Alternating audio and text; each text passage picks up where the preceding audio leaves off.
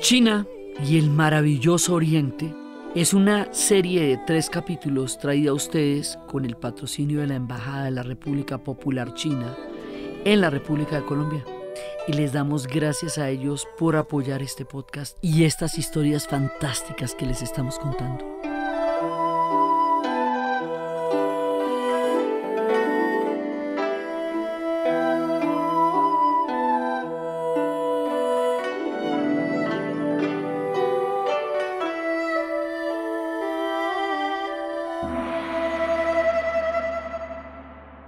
Buenas.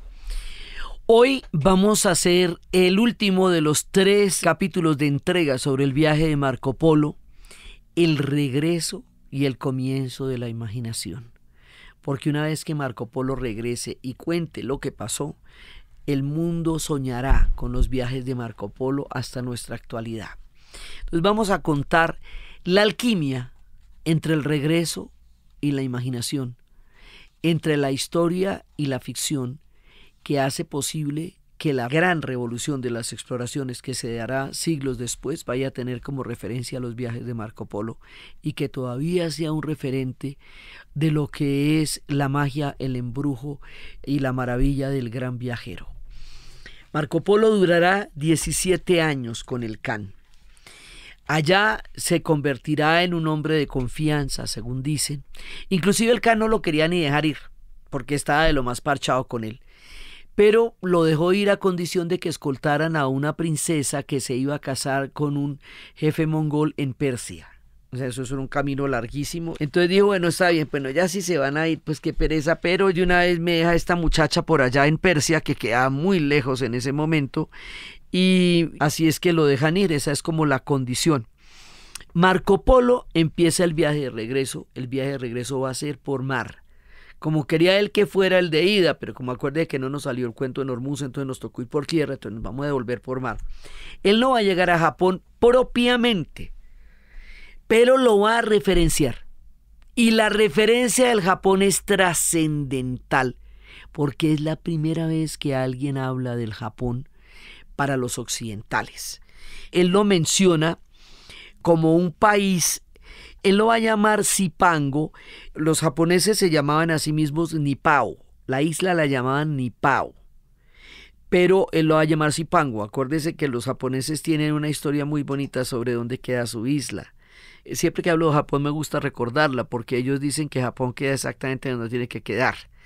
Porque si quedara más al norte no tendría el beneficio del arroz.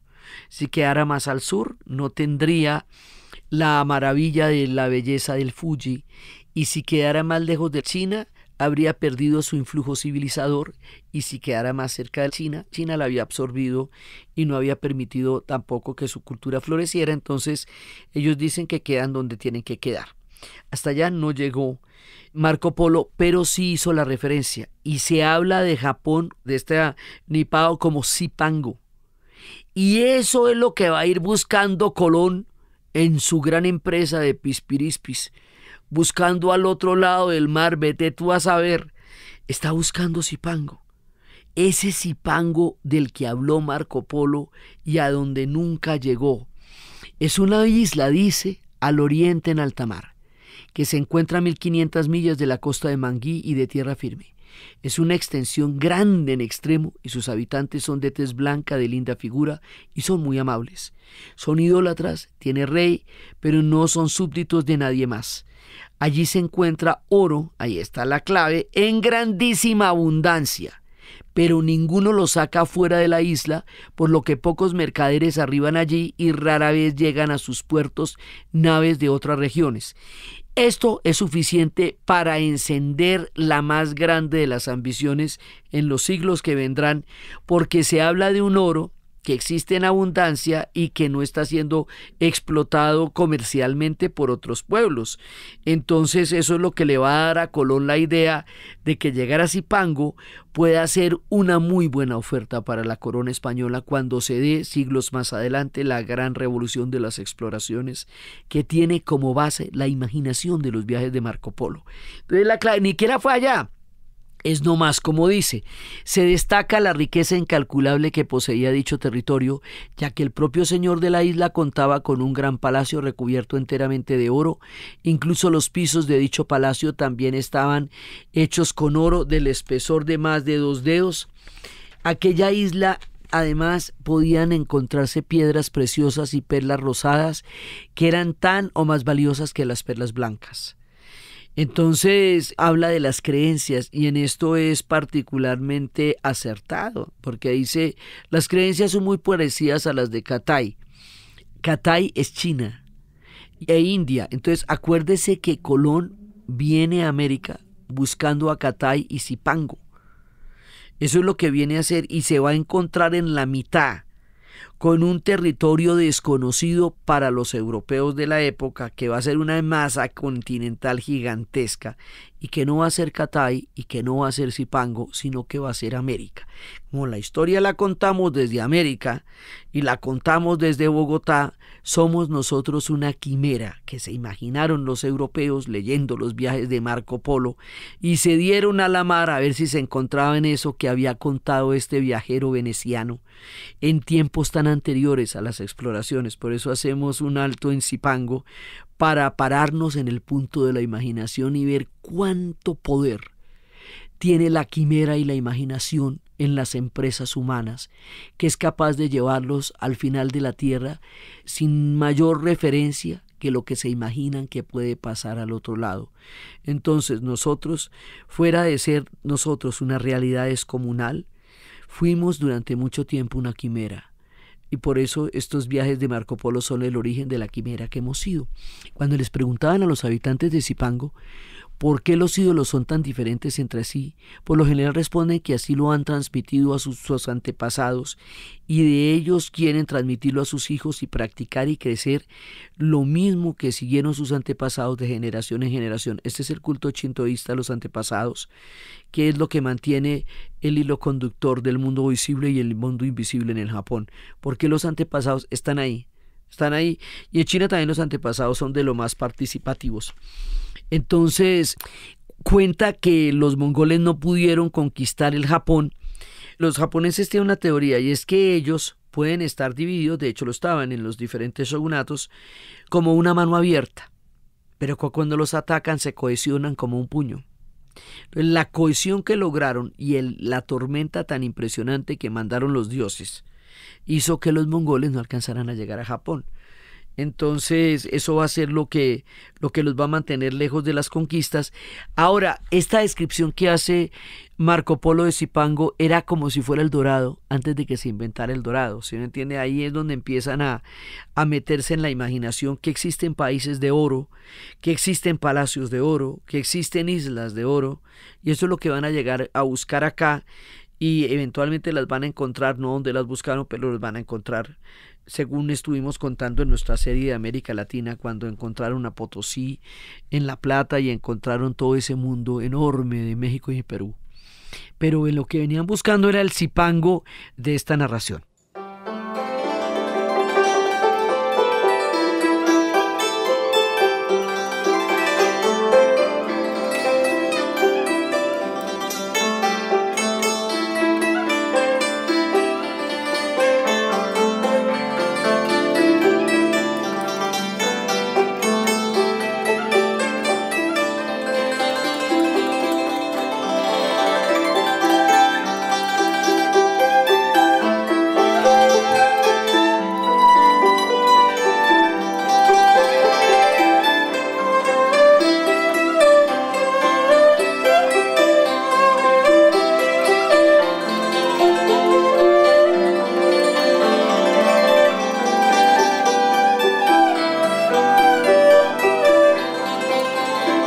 Después de navegar a lo largo del Golfo de Shenan, esto ya es sudeste asiático, empezamos la ruta marítima de regreso. Vamos a embarcar de vuelta y vamos a bajar de China al sudeste asiático. Es la península de lo que hoy es Indochina, Laos, Vietnam, Camboya, Myanmar. Pasa por Shenan, suponemos que es Vietnam, llega a la comarca de Simba, y habla de esta es una tierra muy grande y muy rica y tiene su propia lengua y su propio rey y todos los habitantes siguen en idolatría. Cuando ellos hablan de idolatría, hablan de pueblos que no eran cristianos. Y esto, pues, el cristianismo no ha llegado ya, eso era otra parte lejana del mundo. Pasa de Siabá y se dirige a Java. O sea, Borneo, Sumatra, Java, ¿no? Las otras partes de las islas de lo que hoy es Indonesia. Toda la isla es de una gran riqueza y aquí tenemos otro de los grandes tips. Y hay una extraordinaria abundancia de pimienta, nuez moscada, clavo y otras valiosas especias. Entonces recordemos que las especias servían para todo, para la alimentación, para la medicina, para el erotismo, para la brujería, para el esoterismo, para el lujo. Eran un lujo descomunal porque mire hasta donde le tocaba irse a uno para conseguirlas. Entonces tanto la referencia del oro de Zipango como la referencia de las especias de Java y todas estas tierras es lo que va a avivar la imaginación de los comerciantes cuando venga la revolución de las exploraciones. Y sé que allí se encontró con muchos elefantes y rinocerontes. Y esto es muy divertido porque a los rinocerontes los confundió con los unicornios.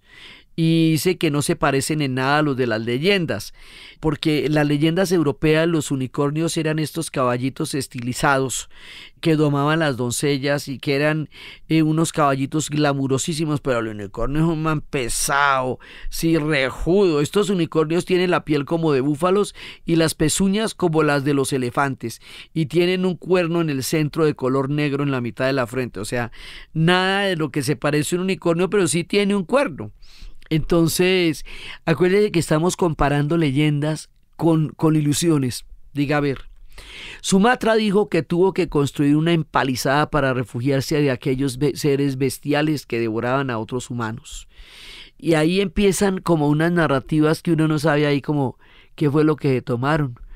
En la isla de Aguamanán dice que los habitantes tienen cabezas de perro y ojos y dientes de perros, como decía García Márquez en La Soledad en América Latina cuando empieza diciendo Antonio Pigafetta, navegante florentino, decía en el primer viaje que hizo con Magallanes y empieza a describir unos seres completamente fantásticos. Eso también es parte de los viajes, la imaginación, la ilusión del viajero. Luego van a llegar a Ceilán, la que hoy llamamos Sri Lanka, al sur de la India, la lágrima de la India le dicen. Dice que allá se encuentran piedras preciosas más extraordinarias y bellas que se llaman rubíes y que en ninguna parte del mundo se encuentra algo tan hermoso y tan maravilloso como los rubíes de Sri Lanka. Dice que hay zafiros, topacios, amatistas y muchas otras piedras preciosas y puedo asegurar sin mentir que su rey posee el más bello rubí que jamás se haya visto en el mundo y que no creo que pueda haber otro igual. Entonces, ahí nos va poblando de riquezas y es lo que les digo que va forjando esa idea de los lujos orientales y de lugares donde las cosas son desproporcionadamente magníficas. Entonces, aquí hay una cosa muy interesante, la referencia a Buda. También está la tumba de Buda. Allí hay una altísima montaña. Dicen que allí se encuentra el sepulcro de nuestro primer padre Adán. Sin embargo, los idólatras creen que ese es el sepulcro de Sigomi Burkan Buda, de Gautama Buda. Dicen que fue el mejor de los hombres que nunca existió y el primero de los habitantes que tuvieron como hombre santo. Él era hijo de un rey muy poderoso, pero llevaba una vida tan santa que nunca quiso las cosas del mundo. Entonces, ahí nos hablan de Buda, de cómo él dejó el jardín de las maravillas y se fue caminando por el mundo y encontró el sufrimiento y entra en contacto con el budismo. El budismo se expande por la ruta de la seda y va a llegar al emperador amarillo a través de un sueño. Y es así como va a llegar por toda la ruta de la seda y va a llegar hasta el Japón, también en forma del budismo zen más adelante, y va a estructurar la espiritualidad de buena parte del Asia. Marco Polo se encuentra en su camino a Gautama Buda, al señor Gautama Buda. A continuación, Marco Polo narra como una versión bastante occidentalizada cómo el joven Buda conoció el sufrimiento y decidió buscar la perfección.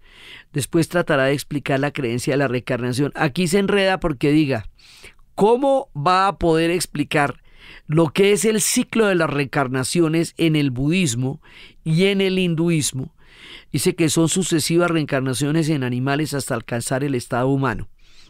Es un concepto demasiado complejo para el pensamiento religioso que traía Marco Polo en ese momento. Pues la idea de que las almas se perfeccionan a través de las reencarnaciones hasta que logren el desprendimiento de todo aquello que constituye los apegos y lleguen a un punto en que ya el ciclo de las reencarnaciones no se produce más y lleguen al nirvana y al samsara, que viene tanto del antiguo hinduismo como del budismo. Este ciclo de cómo la vida es un constante aprendizaje que se repite en muchas vidas hasta llegar a un estado en el cual la reencarnación ya no es necesaria. Es muy berraco ese pedazo para que el otro lo pueda entender. Entonces digamos que vienen en muchos animales hasta que lleguen a los humanos. Es la manera más simple como él puede tratar de entender un concepto tan complejo como es la reencarnación en el budismo. Marco Polo dice que esta tumba tiene tanta peregrinación como la de Santiago en Europa.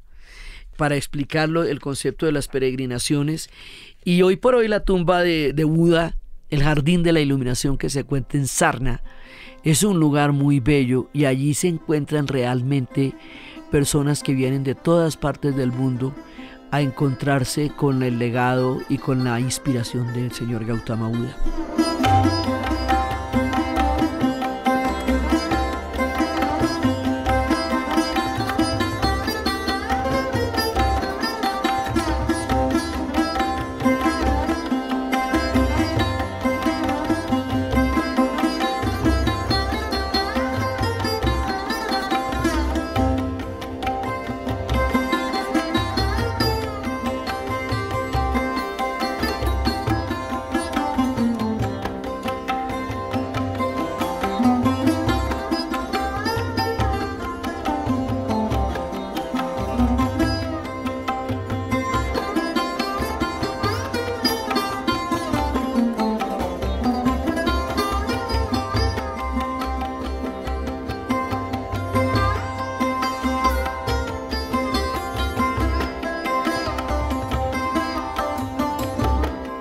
Después de hablar de Malabar, hoy nosotros lo llamamos Malabar, en esa época él le decía Malabar y Mufitili. Es una provincia llamada Malabar, ya estamos en la India. La gran provincia de Malabar se llama también India la Mayor. No es una isla, sino tierra firme. Y los lectores de este libro han de saber que es la tierra más noble y rica que exista en todo el mundo, y lo digo sin mentir. Y como lo dice una y otra vez, entonces por eso también le decían el libro del millón, porque todo el mundo era el mejor del mundo, el más rico del mundo, el más chévere del mundo. Entonces un poco todos esos superlativos le hacen también que el libro se llama Milloni. Contaré otra cosa de este reino que es una maravilla. Aquí adoran a los ídolos y a la mayor parte adoran al buey, pues aseguran sus habitantes que este animal es de un gran beneficio, porque trabaja la tierra y hace crecer las cosechas. Por esta razón nunca intentarían comer carne de buey ni matarlo. Estamos hablando de la vaca sagrada de la India, que es para ellos la fuente de toda armonía y de toda espiritualidad, y además era como se transportaba el dios Shiva también. Entonces él habla del concepto de la vaca sagrada. Esto, imagínese para un europeo que le cuenten en esa época que en la India el buey, o sea, la vaca es sagrada y que la consideran como una deidad y que no la comen. O sea, es una cosa que no se pueden imaginar. Yendo más allá del reino de Malabar, se encuentra a 1000 millas de distancia el reino de Mufitili, que no es tributario de nadie y lo gobierna una sabia reina. Esta es la referencia a Rudrama Devi, una de las pocas reinas que ha existido en la historia de la India, y él la encuentra por allá. Hay otra costumbre en estos reinos, y es que tanto el rey como sus príncipes se sientan directamente sobre la tierra. Es decir, no tienen estos tronos tremendos que se veían en Europa. Si alguno le pregunta por qué lo hacen así, dice porque la tierra es algo honorable, y ya que la tierra es de donde fuimos hechos y a donde vamos a regresar, y por esta razón todo el mundo debe honrarla y nadie debe despreciarla. Es un concepto muy poderoso de que somos hijos de la tierra y a ella volveremos. Sobre los brahmanes, refiriéndose a las castas de la India, en donde hay diferentes castas según el punto de reencarnación, según el número de veces que usted ha reencarnado. entonces usted es un brahman, que es la casta superior, o es un sudra, o es un vasya, porque las castas son las de los brahmanes, las de los comerciantes, las de los militares o guerreros. Entonces, según el sistema de castas, la casta más evolucionada es la de los brahmanes. ¿Qué dice que son los hombres más honestos? Pues abominan la mentira y por nada del mundo dirían una falsedad, aun a riesgo de perder la vida. Son también muy castos, no se sirven vino ni carne, no matan ningún animal y no llevan a cabo ninguna cosa que se considere como pecado. Son idólatras y observan todos los augurios. Así, por ejemplo, cuando quieren comprar algo, miden primero su propia sombra al sol y según las reglas de la superstición cierran o no el trato, pues son parcos al comer y hacen grandes ayunos. Y así describe a los brahmanes. Entonces luego, después de la India, viene en la ruta marítima, va a llegar al Golfo de Adén, en Yemen. O sea, usted tiene que darle la vuelta ahí y ahí se nos va a aparecer en el cuerno del África para empezar a subir. Yemen era la ruta de la Arabia Feliz, era la ruta del incienso. Y en un tiempo fue uno de los lugares más prósperos y pródigos en el comercio mundial a través de las caravanas de camellos que venían cargadas de todas estas maravillas de Oriente, más el hermoso y delicioso olor de los inciensos. Entonces imagínese usted cómo sería una ruta de incienso de bonita. Para entonces todavía seguía siendo próspera. Por esto dejo un asunto aquí y paso a hablar de la isla de Mogadexo, Madagascar, creemos, la isla de Zanzíbar, esto es en el África Oriental, y otras islas más lejanas en dirección al sur. La isla de Mogadexo es una de las mayores y las más ricas, lo que le digo, todo lo que él se encuentra es el más rico del mundo, ¿no? Abarca una circunferencia de 4.000 millas, sus habitantes son sarracenos y observan la ley de Mahoma. No tiene rey, sino que se ha confiado al gobierno de toda la isla a 4 ancianos y en ella vamos a encontrar más elefantes de los que se puede encontrar en otra región de la tierra. Esa fascinación además por los elefantes. Más al sur de estas tierras, Marco Polo nos cuenta de la existencia de los grifos o las aves rock, que solo aparecen en ciertas épocas del año representando los mitad aves y mitad leones. Yo, Marco Polo, pregunté si aquellas aves eran los mismos grifos de nuestras tierras. Los habitantes respondieron que no eran ningún animal terrestre, sino que eran como águilas, aunque increíblemente gigantescas. Estas aves eran capaces de levantar un elefante, llevarlo por los aires y dejarlo caer a tierra para después devorarlo, contaban los habitantes de la leyenda en el momento en que Marco Polo preguntaba por ellas.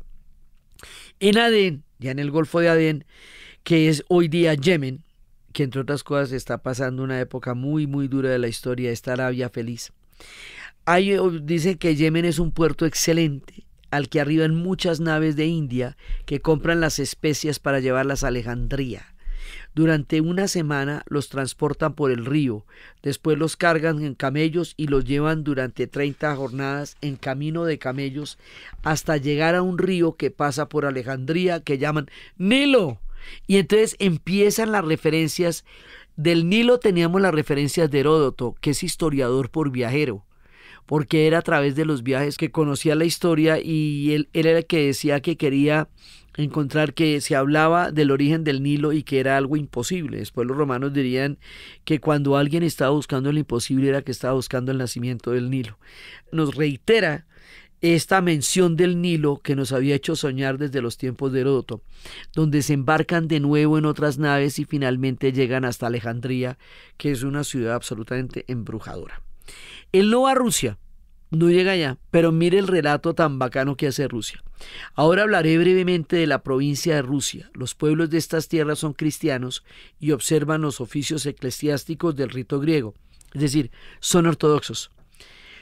Todos son blancos, hermosos, con cabellos muy rubios. Son tributarios del rey de los tártaros. Tártaros es como le decimos a los mongoles en Rusia, porque acuérdense que ellos se quedan en las tierras que conquistaron y van a desarrollar una cultura basándose en la que encuentran, porque siempre es más grande que la que traen y tienen la capacidad de hacer simbiosis con ella.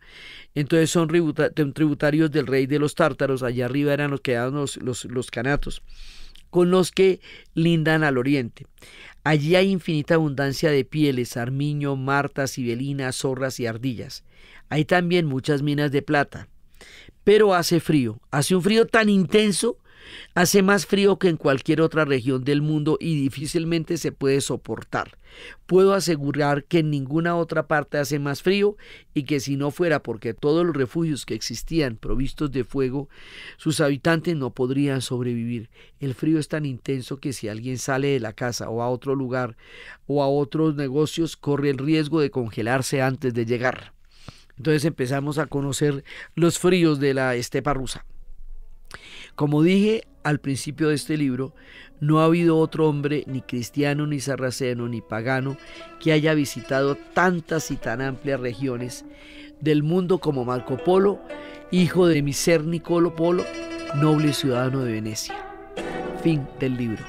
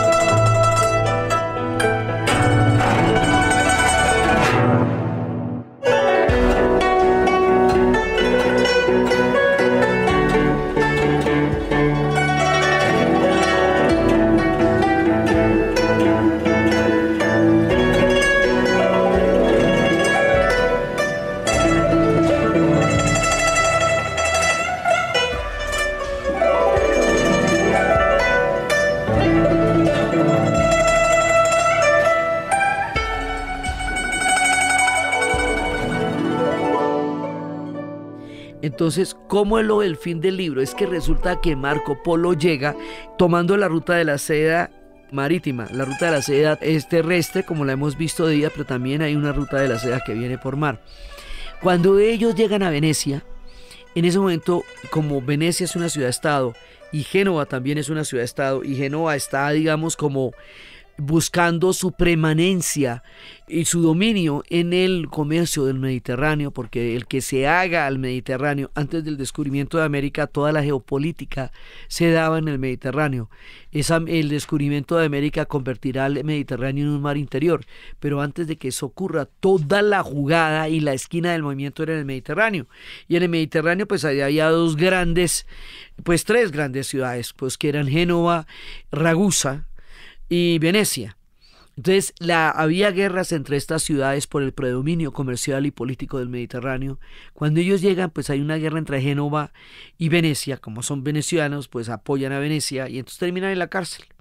Entonces Marco Polo termina en la cárcel por una guerra que hay entre Génova y Venecia.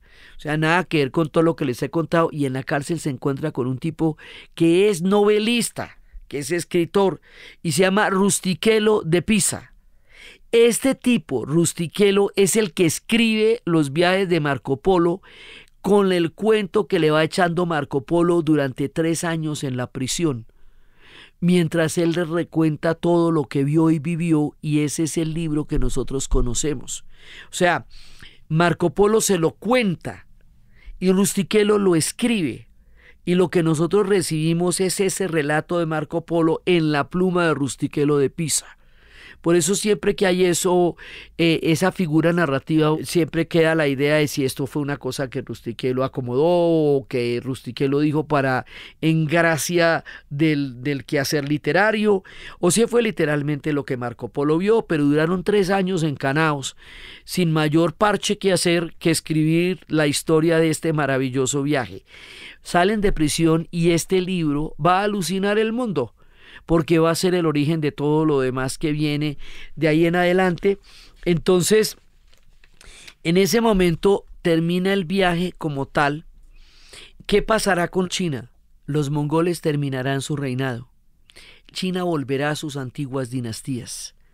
Entonces ya terminará la dinastía Yuan, que es como llamamos a la dinastía de los mongoles, y va a empezar una dinastía que va a ser esplendorosa también en la historia china, que será la dinastía Ming. Nosotros la conocemos por los jarrones, pero créanme, pasó mucho más que eso. China recuperará su antiguo esplendor, no que lo hubiera perdido, sino que estaba conquistada por los mongoles en la época en que Marco Polo la conoció. Entonces Marco Polo nos habla de China mediada por el mundo mongol. Entonces más adelante de la misma China saldrá un navegante, Zhang-Ze, que va a dar una vuelta que hasta dicen que llegó a América antes de Colón, y será como la posibilidad de una China que explorara el mundo. Pero después del gran viaje, el que también está relatado en otro libro, llegará otro gobernante que decidirá cerrar China. Y dirá que nada se les ha perdido en ninguna parte, que ellos son más poderosos y más avanzados que el resto del planeta, y queman aves, y ellos se aíslan dentro de sí mismos. Inclusive decían que China tenía todas las condiciones para haber desarrollado ella misma la revolución industrial, pero nunca fue su interés y nunca fue su proyecto.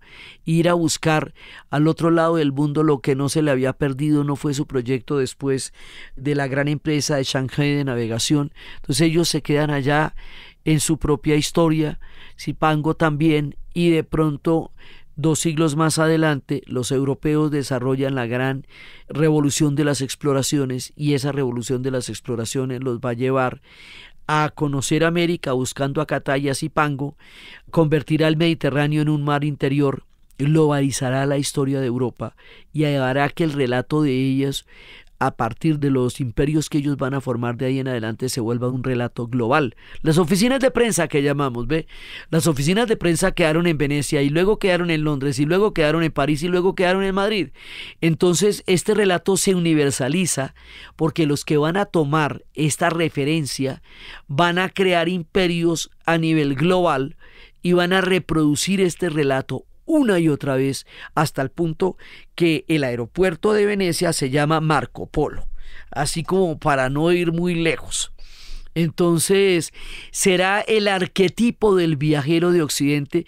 Además, el concepto de viajes en esa época era muy distinto, porque él se queda 5 meses en Java porque hay tormentas, y duró 1 año en el viaje de ida porque estaba malito. O sea, el viaje se da en un tiempo infinito. Él no tiene que estar en tal hora, en tal parte.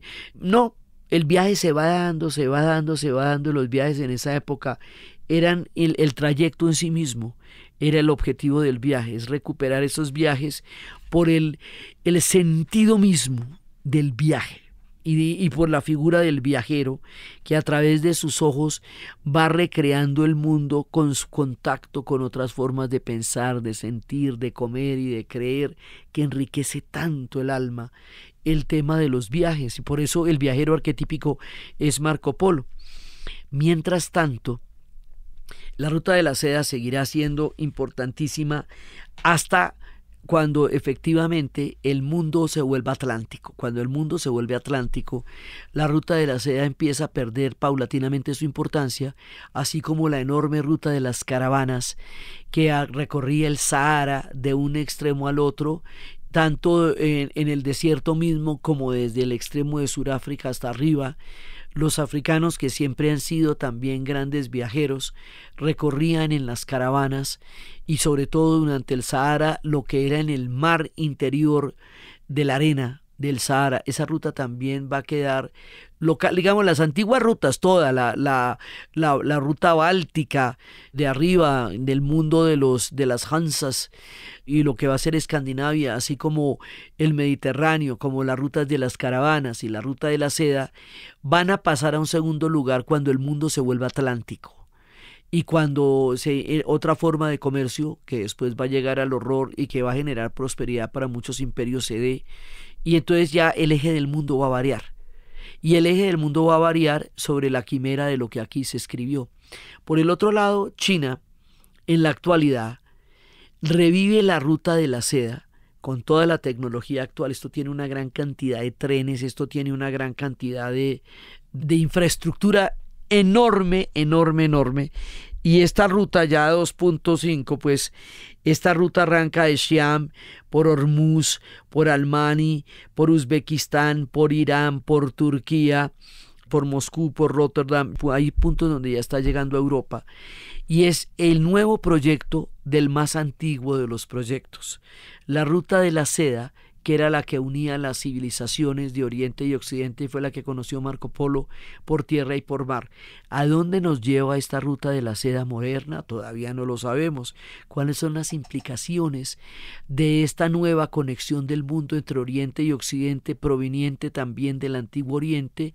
¿Es parte de la geopolítica del pasado, del presente y del futuro, en esta tierra que viene y en estas rutas que vienen de los antiguos momentos en que una chica esperaba desesperada a su padre 2 años después de la batalla, y llega en el caballo que la convertirá a ella en una morera y la convertirá en la leyenda de la seda, y esta seda volverá a ser hoy por hoy un proyecto geopolítico de gran envergadura, cuyas dimensiones apenas estamos empezando a percibir mientras se va construyendo, pero cuyo pasado milenario tenemos referente en todas las historias y lo recorrimos de la mano del viaje de Marco Polo. Entonces, en este punto, con la ruta de la seda moderna, con el nuevo proyecto histórico, con la nueva tecnología de punta que se está dando ahí, y va pasando ya por las ciudades, porque ya está pasando por las ciudades europeas, ya hay una parte en el Pireo, ya hay otra parte en Italia, como lo fue durante su tiempo. Las circunstancias geopolíticas son de una complejidad que ni te cuento, pero ahí está pasando, ¿sí? Y de todas maneras la memoria, cuando uno va a los Balcanes y va a Córchula, ahí le cuentan las historias de Marco Polo, y este es como, para Occidente está entrelazado los viajes de Marco Polo con la ruta de la seda. La ruta de la seda hoy día es un proyecto de una tecnología de punta absolutamente impresionante. Hoy parecería el proyecto más avanzado de futuro que se está construyendo, pero en su época también lo era. O sea, cuando ellos hicieron la ruta de la seda era igualmente tremenda para su tiempo, como hoy lo es en la nueva tecnología del mundo en el que estamos empezando a vivir nuevas realidades. La ruta de la seda es la más ancestral y la más moderna de las realidades de la cultura china, y nosotros la recorrimos con los viajes de Marco Polo. Entonces, entre el presente de la ruta de la seda, la referencia de los viajes de Marco Polo, la quimera, la permanencia y todo lo trascendental que estos viajeros han hecho para nuestra idea de lo que es recorrer mundos, tierras, creencias y geografías, terminamos nuestro tercer capítulo sobre la historia de los viajes de Marco Polo a través de su libro y su leyenda.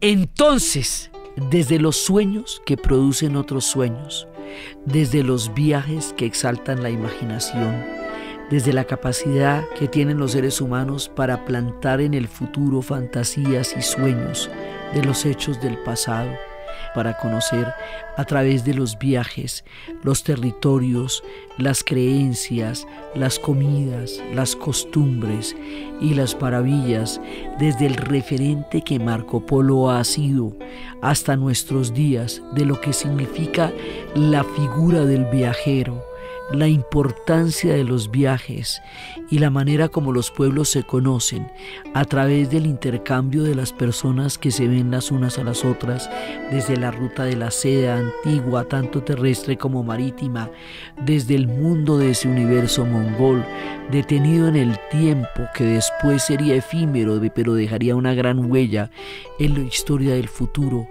desde los chinos que son finalmente el destino de esta historia, y los que van a contar a partir de su pasado todo lo que fueron de grandiosos en tiempos de las dinastías, y a partir de su futuro todo lo que su tecnología genera en el mundo en el que estamos viviendo ahora, y desde las referencias de miles y miles de kilómetros de rutas, de barcos, de caminos, de historias, de tierras, de caminos polvorientos, de atardeceres, de desiertos, de costumbres y de pueblos, que significa habernos metido en esta historia, en la narración Diana Uribe. Y para ustedes feliz día, cualquier día que se sea.